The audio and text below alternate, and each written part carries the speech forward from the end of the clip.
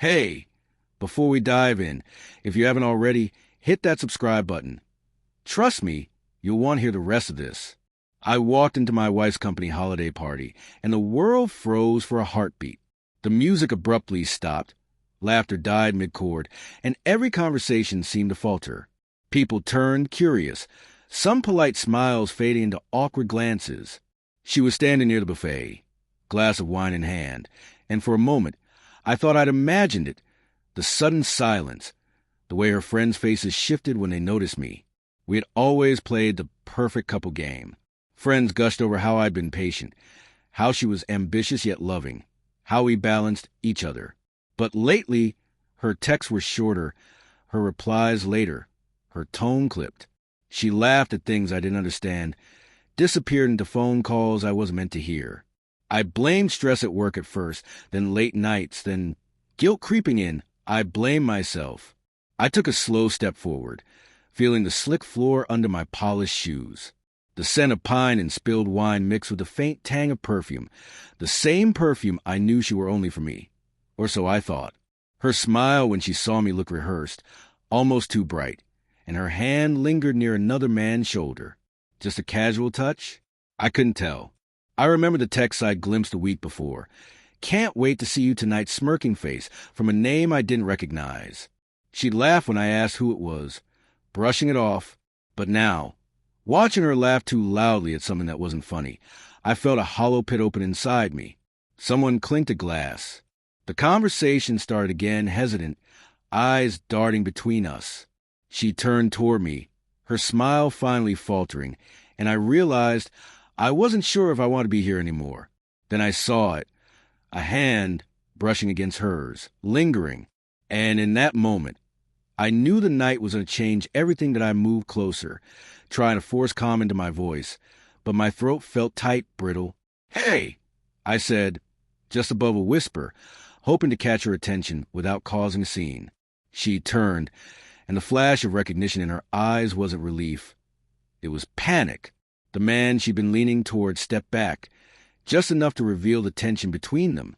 My stomach twisted as I noticed a faint lipstick mark on his collar, the way her hand had lingered on his arm like it had a memory of its own. I'd known her for 10 years. I knew the difference between a casual touch and one that held secrets. Her phone buzzed in her purse. She glanced at it, smiled nervously, and quickly hit it again. I knew that number. I'd seen it before.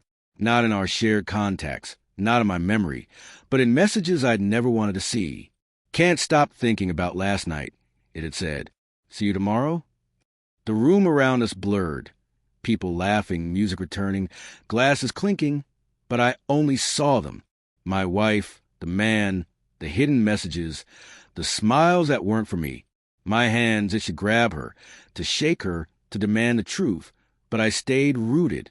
I couldn't let her see the storm behind my eyes yet. She finally noticed me staring and forced a smile, the kind you paint on when everyone else is watching. "You came early," she said, voice higher than usual, playful but brittle. I didn't answer. Instead, I let my gaze drift back to the table, pretending I was looking for someone else. But I didn't need to. The betrayal was written in her posture, her laughter, the way she avoided my eyes like a criminal avoiding a detective. Then the man she'd been leaning on leaned in to whisper something. A hand touched her waist. Not a brush, not an accidental graze. A claim. My vision narrowed. I felt my heart hammering, but not just with anger. Fear, disbelief, a quiet ache I couldn't name. And then she did something that made the world tilt completely. She laughed at whatever he said, that same laugh she'd shared with me years ago in the dark, the laugh that used to belong only to me. It wasn't hers anymore. I wanted to leave, to storm out, to break everything, but I didn't. I wanted her to say something, anything. But she never did. I stepped forward, letting the room blur around me. "We need to talk," I said, voice low but carrying, enough to cut through the party chatter. She froze, her smile faltering, the wine glass shaking slightly in her hand.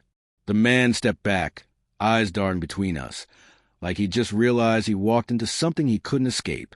"Not here," she whispered, trying to tug me aside, but I shook my head. Every eye in the room was on us now. But I didn't care. I only cared about the woman I thought I knew, the woman I had built a life with. Not here. I echoed, the disbelief in my voice raw. You think hiding it in front of everyone changes anything? Her lips quivered. It's not what it looks like, she said, voice breaking, but I could hear the lies stacked between the words. I had already seen the messages, felt the touches, heard the laughter that no longer belonged to me. I took a deep breath, steadying the shaking inside me. Then tell me the truth, I said, almost whispering, but the entire room seemed to listen. Tell me why I'm standing here pretending nothing is wrong while you've been. I couldn't finish, my voice cracking, her eyes filled with tears. The party noises faded.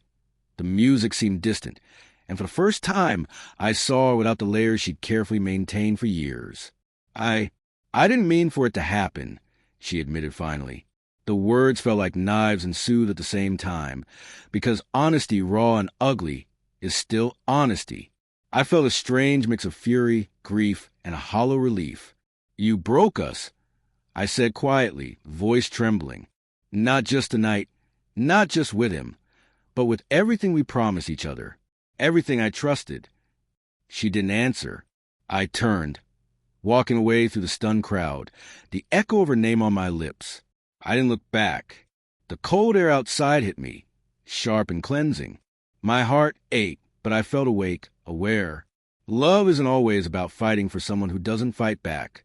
Sometimes it's about walking away with your dignity intact, with a memory of what was good, and the courage to never settle for less than respect. If this story resonated with you, or if you've ever faced betrayal that cut deeper than you imagined, share your thoughts below. And don't forget to subscribe, because sometimes sharing your truth is a first step toward healing.